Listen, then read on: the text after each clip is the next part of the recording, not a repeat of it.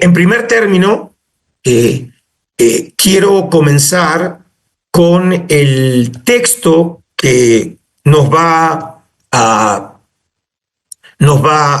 atrapar nuestra atención a lo largo de este primer encuentro, y lo quiero presentar en el contexto literario en donde aparece en el Pentateuco.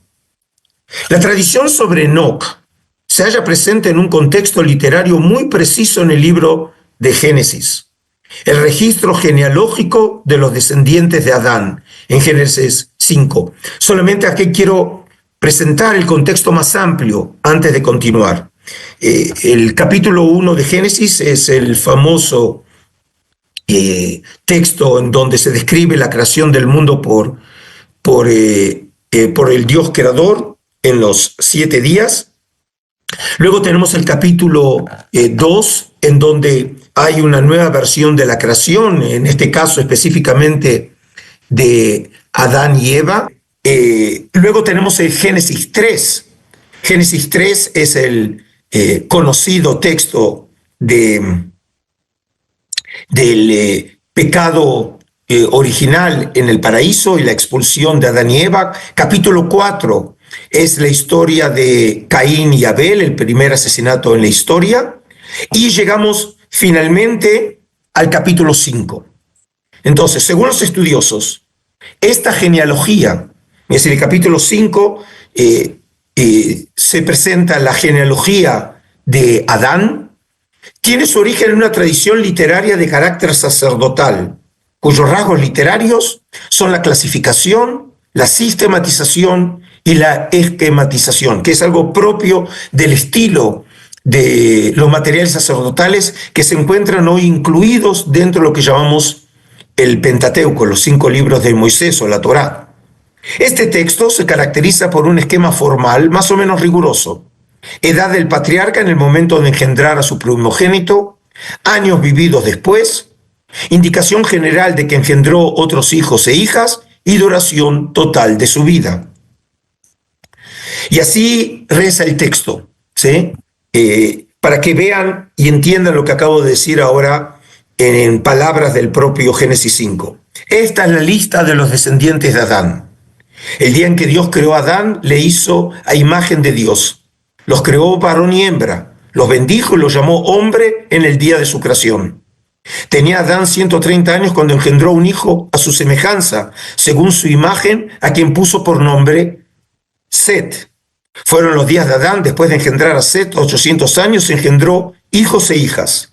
Y el total de los días de la vida de Adán fue de 930 años y murió. Como ven, es un estilo muy parco, muy técnico y, por supuesto, para nosotros, los lectores modernos y occidentales, un texto muy árido. Y aquí ven, de manera sintética, lo que cuenta el libro del capítulo 5 de Génesis. Se presenta 10 generaciones, el primero de ellos es Adán.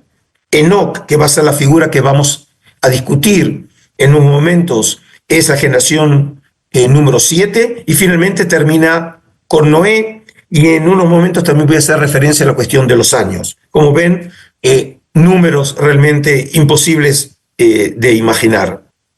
Esta genealogía se conforma de un inventario, como dije, de 10 personas que anteceden al diluvio. Como vieron, el último de estas 10 generaciones es Noé, que obviamente es el gran personaje del diluvio universal, que se cuenta ese relato a partir de Génesis 6. Estas 10 generaciones son las que separan al último de esta lista, Noé, de Abraham. Es decir, como ven, claramente el texto bíblico está planeado de tal manera que va en grupos de 10. Y a su vez las que separan a David de Pérez, el hijo de Judá, bisnieto de Abraham. Es decir, claramente hay un plan redaccional que va dividiendo los periodos generacionales en grupos de 10. Este modelo organizado en base a grupos de 10 generaciones parece repetirse en otras tradiciones literarias del Oriente Antiguo. Y aquí quiero hacer una pequeña aclaración.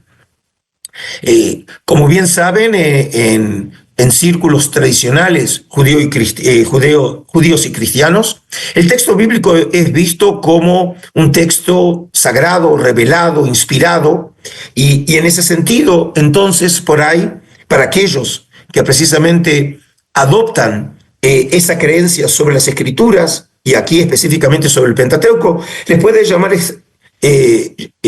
resultar extraño que estemos comparando ese texto con las tradiciones literarias del Oriente Antiguo. Pero en realidad no tiene que sorprenderlos, porque desde mi disciplina como historiador de la cultura en el mundo antiguo, estudioso de las religiones comparadas y más específicamente de la literatura judía antigua, mi disciplina no puede de ninguna manera decidir si estamos hablando de textos revelados o no, pero lo que sí puede establecer es de qué manera la Biblia hebrea, y específicamente aquí el Pentateuco, hereda formas literarias, temas, ideas, creencias que existían en el mundo antiguo, porque obviamente la literatura de Israel no se desarrolla, como muchas veces digo, en la luna, sino en el Oriente Antiguo, y es heredero de tradiciones culturales de los pueblos que antecedieron a Israel. Beroso, un sacerdote babilónico del siglo III antes de nuestra era, escribió una historia de Babilonia en griego, donde presenta una lista de 10 personas que vivieron antes del diluvio, en la que también es el 10º quien sobrevive al mismo. Se han observado varias versiones de listas de monarcas sumerios, babilonios y acadios. Las mismas no suelen ser totalmente coincidentes. En algunas de ellas los reyes mencionados son 7 u 8 y en otras son 10. Como ejemplo para el caso, es decir, algo parecido a lo que nosotros tenemos en Génesis 5, veamos la lista real sumeria de las generaciones antediluvianas, preservada en el prisma de Welt Blundell, hallado en 1922 en Larsa, en la actual Irak. Y el mismo se encuentra hoy en día en el Museo Ashmoleano en Oxford. Y aquí tienen ustedes cómo se ve este prisma, y aquí tienen la lista de los reyes sumerios, como ven también números fantásticos en cuanto a la duración de vida de estos personajes, pero otra vez toda la idea es que estamos frente a una tradición literaria que ya tenía gran antigüedad en el mundo antiguo, y sin lugar a dudas el autor bíblico también hereda esta forma literaria de las generaciones antes del diluvio. Ahora quiero que se fijen específicamente en el contexto literario en el cual va a aparecer Enoc. Yeret, es decir, uno de esos descendientes de Adán, tenía 162 años cuando engendró a Enoc. Vivió Yeret después de engendrar a Enoc 800 años y engendró hijos e hijas. El total de los días de Yeret fue de 962 años y murió. Como ven, muy parecido al texto que habíamos visto antes, y en realidad, si comparan, todos los textos se parecen, más allá de los detalles, en su formato. Y ahora fíjense el texto que le sigue a Enoc. Primero hablamos del padre y ahora vamos a hablar del hijo. Y en un momento vamos a ver precisamente qué caracteriza el texto de Enoc. Cuando esta lista de Génesis 5 hace referencia al hijo de Enoc, Matusalén, dice: Matusalén tenía 187 años cuando engendró a Lamec. Vivió Matusalén después de engendrar a Lamec 782 años y engendró hijos e hijas. Y el total de los días de Matusalén fue de 969 años y murió. Como ven, sigue claramente tanto la descripción acerca de Yared, el padre de Enoc, como el caso de Matusalén, el hijo de Enoc, claramente sigue el mismo patrón. Sin embargo, fíjense qué sucede cuando llegamos al texto que nos interesa a nosotros en este contexto literario, que es el texto propio de Enoc. Enoc tenía 65 años cuando engendró a Matusalén. Enoc anduvo con Dios, vivió, y aquí la palabra vivir no aparece en la versión hebrea, aparece en la traducción griega de las Escrituras, específicamente del Pentateuco, llamada la Septuaginta, llevada a cabo en la época de Ptolomeo Filadelfo II, mediados del siglo III antes de nuestra era en Egipto. Es decir, en la versión griega aparece la palabra vivió, pero no aparece en la versión hebrea. Y continuó. Y después de engendrar a Matusalén, 300 años, y engendró hijos e hijas. El total de los días de Enoc fue de 365 años. Y Enoc anduvo con Dios y desapareció porque Dios se lo llevó. Una vez hecho esto, entonces, simplemente que conozcan el texto y entiendan la característica literaria, que como vieron, el caso de Enoc, el texto es mucho más extenso y rompe el paradigma que habíamos visto del capítulo, y específicamente cuando hablaba de Yared, su padre, y de Enoc y de Matusalén, su hijo. Vamos a hacer un análisis de la perícopa, es decir, de esa unidad literaria específica de Génesis 5, 21, 24. Primero, ¿cuál es el significado del nombre Enoc? El término parecería indicar su condición de instructor, maestro, iniciado o inaugurador, puesto que la raíz hebrea, Hanaj, significa instruir, enseñar, transmitir, educar, inaugurar. Es decir, como ven, el nombre mismo sugiere muchos temas que los vamos a ver en algunos casos por ahí implicado en nuestro relato en la Biblia hebrea, pero luego lo vamos a ver también en la continuación de esta tradición en la literatura apócrifa intertestamentaria. Primero quiero hacer una referencia específica a la cuestión de los años, ¿sí? El texto dice claramente que el total de días de Enoc fue de 365 años. Y fíjense que cuando comparamos las listas de estos 10 personajes, desde Adán hasta Noé, el que vivió menos años es precisamente Enoc. Y por rara paradoja, su hijo Matusalén es el que vivió más años, 969 años. Y sobre el tema de los años, específicamente 365, y qué podemos aprender de ese dato bíblico, lo veremos en unos minutos más. Ahora, ¿qué más se nos dice de Enoc? Que otra vez es una información que, como vemos, es única y que no hay ninguna referencia a esta información en ninguna otro de los casos de los personajes mencionados en Génesis 5. Se dice que anduvo con Dios. El término en hebreo es Vaitalech Hanoch et Elohim, y lo dice 2 veces. Significa que es un tema muy importante en esta tradición fascinante pero enigmática a la vez, y llama la atención que 2 veces mencione esta expresión. La expresión Italech et Elohim solo se vuelve a usar en las Escrituras en el caso de Noé. Cuando el Pentateuco en Génesis 6 lo presenta a Noé, dice: esta es la historia de Noé. Noé fue el varón más justo y cabal de su tiempo. Noé andaba con Dios. Eta Elohim y Talech Noach. Es decir, tenemos solamente esos 2 casos, que obviamente no puede ser casualidad. En ambos casos, esta expresión única aludiría a la santidad extraordinaria de Enoc y Noé, como así también que ellos vivieron rectamente.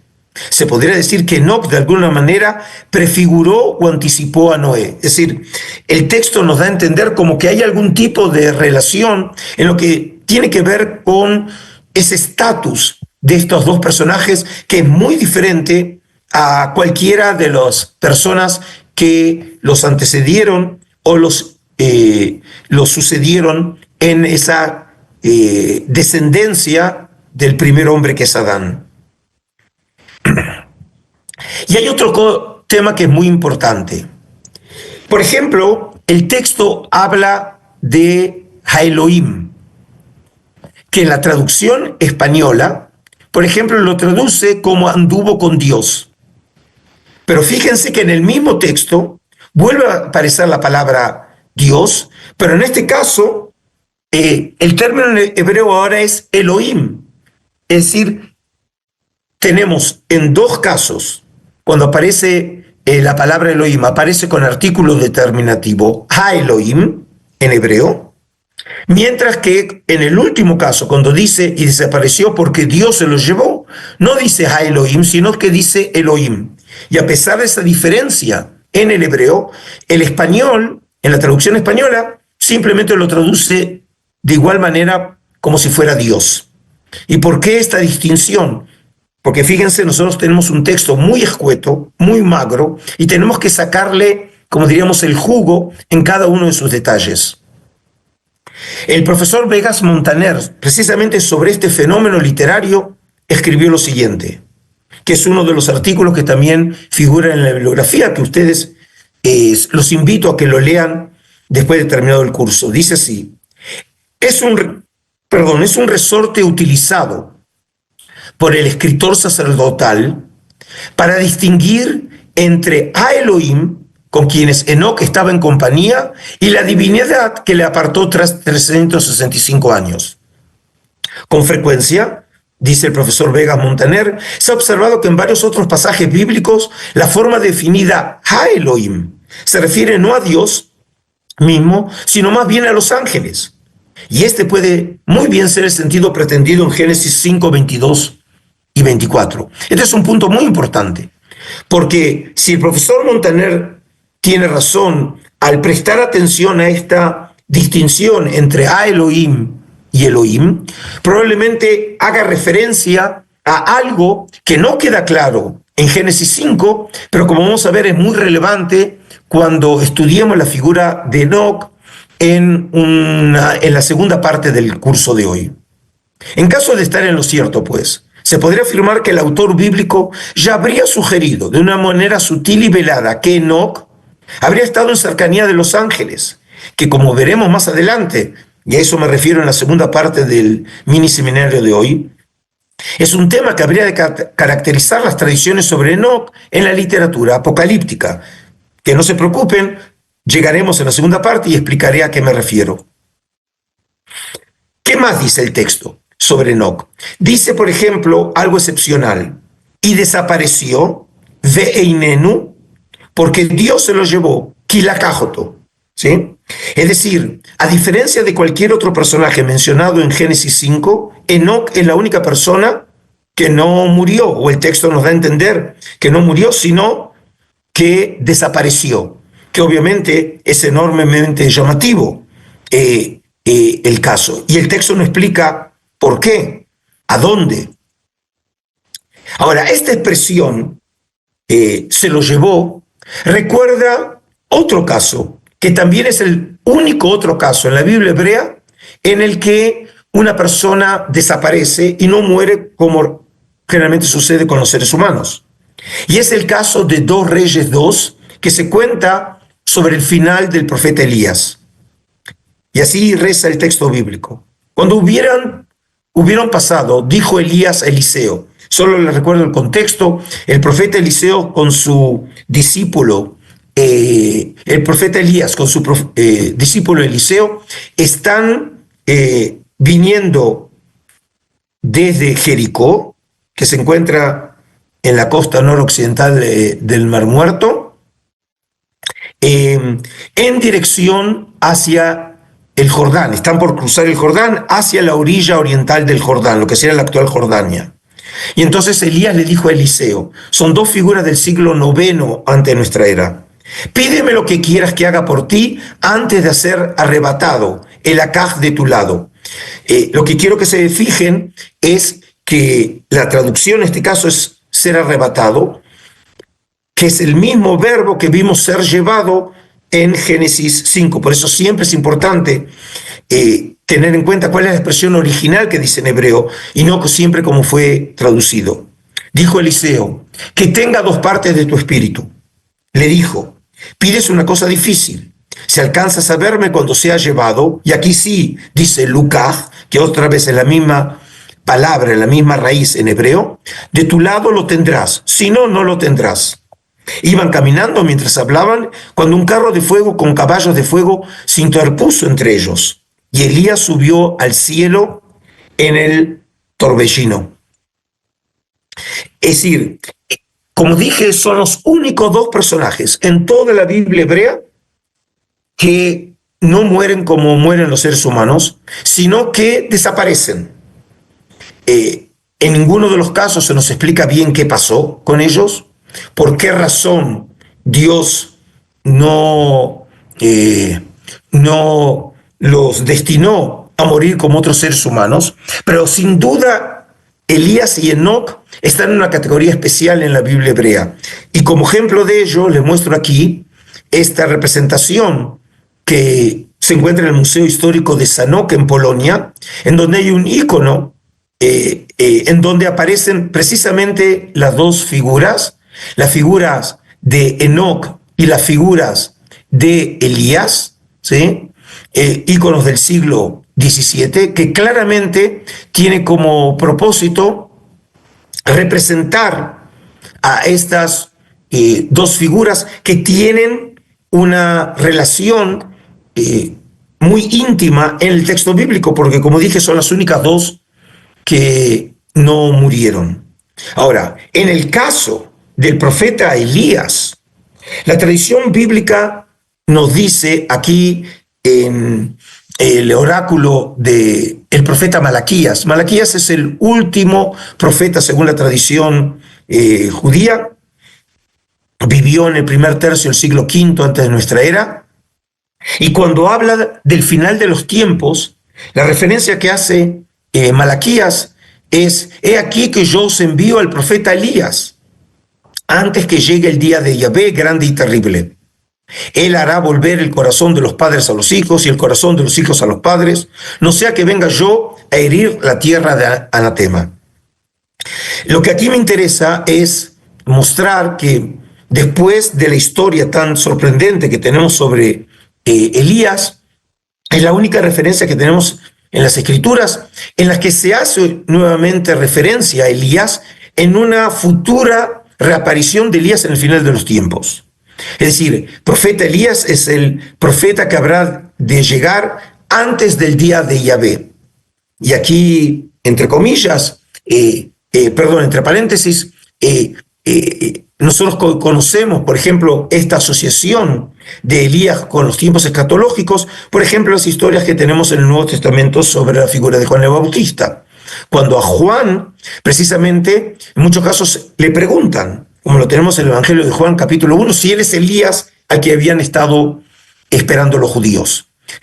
Ahora, en ese es nuestro tema sobre Juan el Bautista, por ahí lo podremos hacer en un futuro mini seminario, pero lo que tiene que ver ahora con nuestro tema es que la esperanza era que Elías habría de volver. Significa que sigue viviendo, sigue existiendo en algún lugar del universo y que en algún momento Dios lo habría de hacer reaparecer en la historia. A diferencia de ello, las fuentes bíblicas no vuelven a hacer referencia a Enoc y en ese sentido, obviamente, no sabemos qué pasó con él.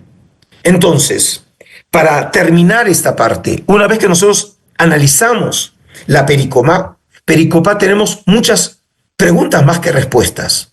Una, ¿qué significa que Enoc anduvo con Dios? Es decir, la expresión misma, ¿cómo tenemos que entenderla? Y dijimos que incluso si entendemos ir con Dios, significa ir con los ángeles. ¿Qué significa que anduvo con los ángeles? El texto obviamente no nos aclara nada, pero como vimos, 2 veces hace alusión a esa expresión. ¿Tiene algún sentido el hecho de que Enoc haya vivido 365 años? Es decir, obviamente enseguida pensamos en ese número en un contexto, por ejemplo, astral. El año solar tiene 365 años. ¿Qué tiene que ver eso con la figura de Enoc? Específicamente ese número. 3. ¿Por qué se lo llevó a Enoc? Es decir, el texto tampoco nos revela razón alguna. Es decir, ¿qué méritos hizo Enoc para no merecer morir como muere cualquier otra persona? Es decir, como dije, nos cuenta algo el texto, pero en realidad esconde mucha más información que es de suponer que el autor bíblico, incluso los lectores u oyentes de esta historia, conocían sobre Enoc. ¿Dónde está Enoc desde su desaparición? Tampoco eso nos cuenta el texto. Y finalmente, la desaparición de Enoc implica que no se murió. Es decir, tenemos que entender necesariamente eso, que no se murió. Y cualquiera fuera el lugar en donde se encuentre Enoc, ¿está cumpliendo allí alguna función? Tampoco eso nos dice el texto. Y finalmente, ¿Enoc volverá a aparecer en algún momento de la historia humana? Como ven, en vez de respuestas, el texto bíblico deja abierto un montón de interrogantes, que obviamente veremos cómo los lectores antiguos u oyentes de la historia no fueron indiferentes a estas preguntas y que de alguna manera propusieron algunas respuestas a estos interrogantes. Ahora, en esta última parte de este primer módulo de este mini seminario, luego de haber presentado el contexto literario y luego de haber presentado, aunque sea sintéticamente, un análisis de la perícopa, quiero hacer una referencia a un tema que yo ya lo impliqué al comienzo de mis palabras, cuando dije los textos bíblicos no pueden ser estudiados en un vacuum cultural. Es decir, es muy difícil imaginar que simplemente un autor en algún momento sentado en su cabaña o en la cueva o en la choza haya imaginado simplemente una historia y lo que tenemos es lo que tenemos aquí. Obviamente todos nosotros, y esa afirmación vale también para el mundo antiguo, somos parte de una realidad cultural. Y por lo tanto, la pregunta es si detrás de la figura de Enoc, como lo tenemos nosotros en la Biblia hebrea, se esconde algo o alguien. Y en ese sentido quiero proponerles entonces con la posibilidad de explorar esta cuestión de los orígenes del Enoc bíblico, que de alguna manera puede ser la clave para la manera en que fue entendido Enoc en tradiciones posteriores, más tardías, en la época del Segundo Templo, la época posbíblica o intertestamentaria. Andrei Orlov, uno de los estudiosos más destacados en la literatura enóquica, ha escrito sobre las fuentes literarias e intelectuales de las cuales habría brevado la tradición sobre Enoc en el Pentateuco. Y así dice Orlov: los estudiosos creen que algunas influencias mesopotámicas, especialmente las tradiciones sobre el séptimo rey antediluviano en Meduranki, contribuyeron a la evolución de Enoc. Ahora, antes de continuar, quiero decirle lo siguiente. Nosotros estamos entrando, obviamente, solamente en un tema muy específico a nivel de seminario, que es la figura de Enoc en Génesis 5. Pero lo tenemos que ver en un contexto más amplio. El contexto más amplio sería los primeros 11 capítulos del Génesis. Porque a finales del capítulo 12 y a partir de fines del capítulo 11 y comienzo del capítulo 12 en adelante, ya el texto del Pentateuco se centra en un personaje específico, que es Abraham y su descendencia. Es decir, ya es la historia misma o la prehistoria del futuro pueblo de Israel. Pero es significativo que la figura de Abraham está ubicada, localizada, referida a una ciudad específica, que es Ur de los Caldeos, que es en Mesopotamia. Y entonces, si nos fijamos ahora en esos primeros 11 capítulos del Génesis, incluyendo los orígenes de Abraham, se pueden identificar muchos elementos en Génesis que realmente tiene como origen Mesopotamia. Tales, por ejemplo, en el capítulo 1 de Génesis, en donde se hace referencia a la creación, que algunos creen, y con justicia, que hay un eco lejano a la epopeya de la creación mesopotámica conocida como el Enuma Elish. O, por ejemplo, el tema del paraíso, que algunos creen ver referencia a un antecedente a ese tema en el Dilmun mesopotámico.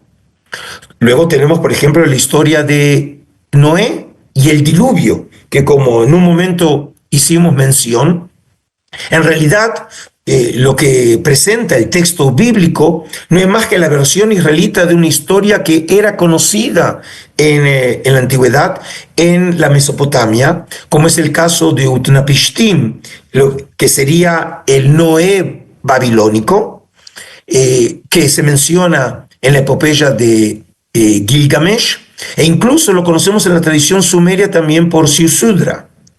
Y si seguimos viendo esa sección, obviamente tenemos la famosa historia en Génesis 11 con la Torre de Babel, que es una clara alusión a los templos escalonados o sigurat que conocemos en Babilonia. Es decir, que cuando vemos que todo el contexto literario entre el capítulo 1 de Génesis al capítulo 11 hace referencia directa o velada al mundo de Mesopotamia, no nos sorprende que precisamente también Orlov busque las raíces de Enoc en el mundo mesopotámico.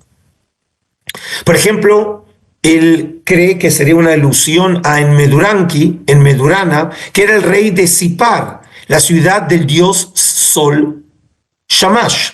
En la lista de los reyes sumerios ocupa el 7º lugar, que en la genealogía del Génesis pertenece a Enoc. Obviamente no puede ser casual. Fíjese, por ejemplo, en esta colección de Shoyen. Shoyen es un coleccionista muy importante de arqueología y de materiales judaicos y cristianos en Noruega. Este manuscrito, 2855, en donde precisamente en esa lista de personajes antediluvianos, el 8º en la lista es Enmedurana, es decir, el que sería equivalente, según Orlov, a la figura de Enoc, en algunos casos también llamado Enmeduranki. Y continúa Orlov diciendo, una tableta cuneiforme de Nínive, la famosa capital de Asiria, describe Enmeduranki, como dijimos también llamado en otros textos Enmedurama, como una figura transportada al cielo, que entró en la asamblea divina y recibió las tablas celestiales. Es decir, nuestro texto también supone el caso de Enoc, que desaparece, y obviamente cuando se lo llevó, entendemos, hacia el cielo. La duración de vida de Enoc de 365 años, dice Orlov, refleja la cantidad de días en el año solar, y también puede constituir un vínculo con Enmeduranki, quien fue el sacerdote de la deidad solar Shamash. Y por supuesto, el año solar tiene también 365 días. Fin de la cita. En este contexto, cabe señalar que en el capítulo anterior, en Génesis 4, también se hace mención a un Enoc, en este caso el hijo de Caín. Esto probablemente sea sorprendente a ustedes porque generalmente cuando se habla de Enoc se piensa siempre en el Enoc de Génesis 5. Pero muchos realmente omiten o no prestan atención a que hay otro Enoc en el capítulo anterior, que es precisamente el hijo de Caín. Y vamos a ver qué podemos aprender de este hecho. El texto en Génesis 4 dice así: Caín salió de la presencia de Yahvé y se estableció en el país de Nod al oriente de Edén. Estamos hablando ya cuando Caín fue castigado por Yahvé y entonces se transforma en un errante eterno. Y conoció Caín a su mujer, la cual concibió y dio luz a Enoc. Y estaba construyendo una ciudad y la llamó Enoc como el nombre de su hijo. A Enoc le nació Irad. E Irad engendró a Mehujael, y Mehujael engendró a Metushael, y Metushael engendró a Lamec. Es decir, vemos que en Génesis 4 también se habla de una descendencia. Llamativo. En este caso, descendencia de Caín, mientras que en Génesis 5 se habla de la descendencia de Adán. Y vamos a ver ahora qué aprendemos de ese hecho. Según algunos afirman, esta referencia a Enoc parecería ser más bien una glosa, es decir, un agregado, no parte del texto original, suponiendo que en la versión original Enoc habría sido el constructor de la ciudad y la misma habría sido llamada según su hijo Irad. No es lo que dice el texto en la versión de hoy.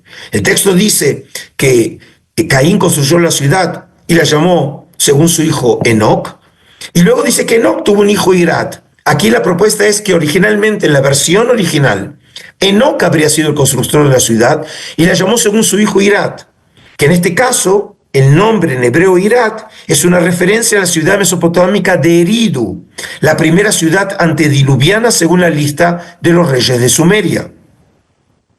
En caso de estar en lo cierto, pues, la asociación de Enoc con la ciudad de Eridu volvería a apuntar en dirección a una conexión mesopotámica con su figura. Otra vez, como vemos, siempre buscamos, en este caso, el origen mesopotámico de estas historias. Y aquí, esta es la referencia, aquí tienen en el mapa de Babilonia la ciudad de Eridu, y en un texto publicado por el gran orientalista James Pritchard, dice, cuando la realeza fue bajada del cielo, la realeza estuvo primero en Eridu, es decir, Eridu fue la ciudad más antigua de las creadas en Mesopotamia. Y es interesante porque también nos da a entender el texto bíblico que el primero fue Enoc, y le habría puesto como nombre Irad, que precisamente se articula con el nombre, o se vincula con el nombre Eridu en Mesopotamia.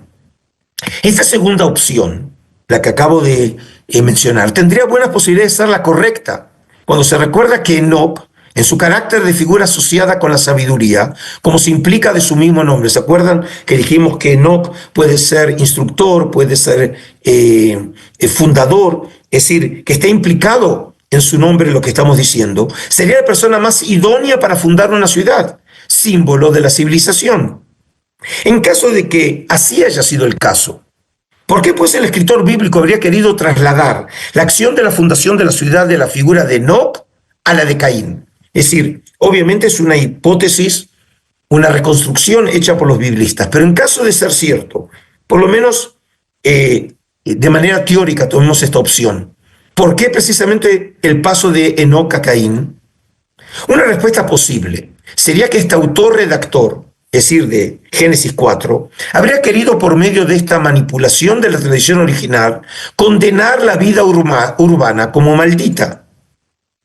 Esta misma ideología volverá a manifestarse en la historia de la Torre de Babel, en Génesis 11, versículos 1 al 9. En palabras de Julio Trebolle, profesor emérito de la Universidad Complutense de Madrid y uno de los más importantes biblistas contemporáneos en habla española, el profesor Trebolle escribió lo siguiente: seguramente, en un principio, el primer constructor de una ciudad no era Caín, sino Enoc. El texto hebreo es muy confuso al respecto. En 4:17, los redactores de Génesis conocían las tradiciones mesopotámicas sobre el origen de la civilización y posiblemente quisieron dejar claro que los avances técnicos y artísticos eran una adquisición de la humanidad y no un don de los dioses, de los panteones politeístas. En la Biblia, estos logros humanos no tienen nada de prometeico. El hecho de que vengan atribuidos a la estirpe de Caín parece significar que el progreso está lastrado por el pecado de la insolidaridad respecto a otras formas de vida, como la representada por su hermano Abel, el pastor marginado por la civilización y la técnica. Es decir, lo que podemos nosotros distinguir en los primeros capítulos de Génesis es una idea contraria a lo que nosotros podríamos suponer, que el autor de Génesis se opone al avance de la civilización y la adquisición de la sabiduría por parte de los hombres, porque la sabiduría, como expresión de la hibris, de la soberbia humana, es lo que lo aleja de Yahvé. Por ejemplo, esta idea aparece ya en Génesis 3, con la historia de la serpiente, que es la más sabia, astuta de los animales, y que finalmente la conversación crucial con Eva la lleva a cometer el primer pecado en la historia de la humanidad y luego dándole el fruto a Adán para comer el fruto de la sabiduría. Es decir, el texto supone que los primeros dos hombres adquirieron sabiduría, pero el precio fue la expulsión del paraíso.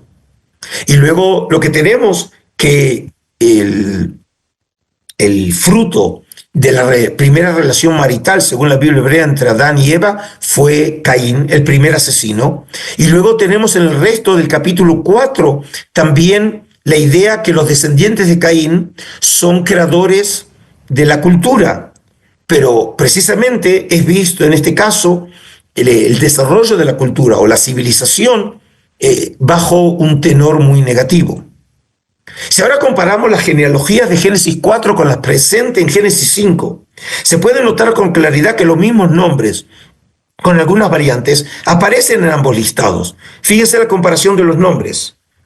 Caín con Cainán, Enoc lo tenemos en las dos listas, y Irad con Yered, Metusael con Matusalem, Lamec en los dos casos, es decir, no puede ser casual. Es decir, tenemos dos listas, en las dos aparece Enoc, y están próximas una lista a la otra. Se puede concluir de la presencia de Enoc en estas dos listas genealógicas, entonces, que cada una representaría una evaluación diferente de su figura en el libro del Génesis. Según la lista de Génesis 4, Enoc habría formado parte de una familia maldita, es decir, la familia de Caín. En tanto tal, Enoc habría estado asociado con la ciudad, como dijimos, el fundador de la primera ciudad, como un antro de civilización y pecado a la vez. B. Según la lista de Génesis 5, Enoc habría formado parte de una familia bendita, es decir, la familia de Set Enosh.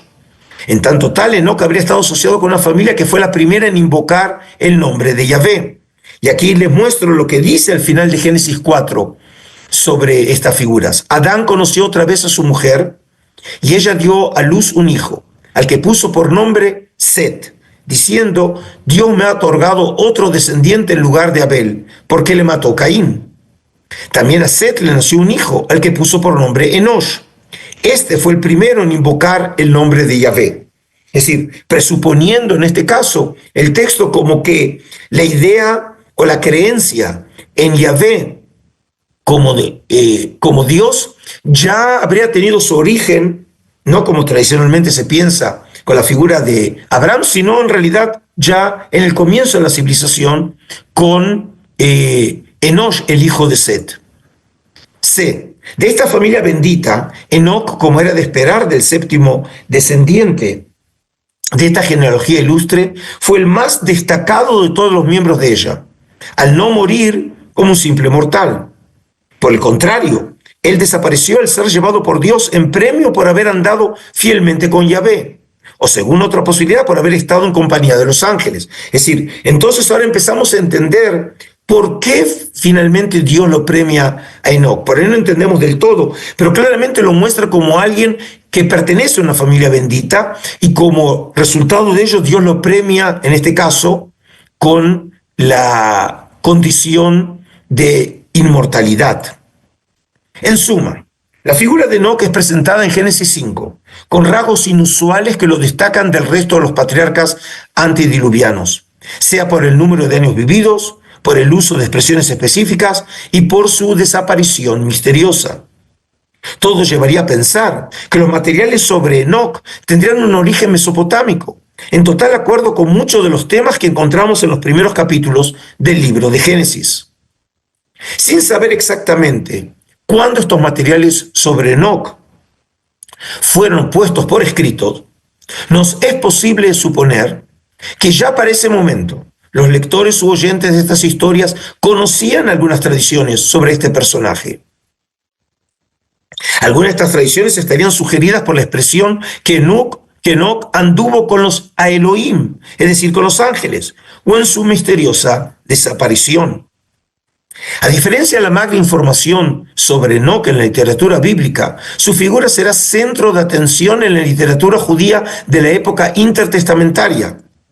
Tradiciones varias sobre su figura dejaron su impronta en la literatura apócrifa, en los rollos del Mar Muerto y en la literatura rabínica y patrística. En el próximo encuentro de esta miniserie nos centraremos en el libro etíope de Enoc y sus viajes cósmicos.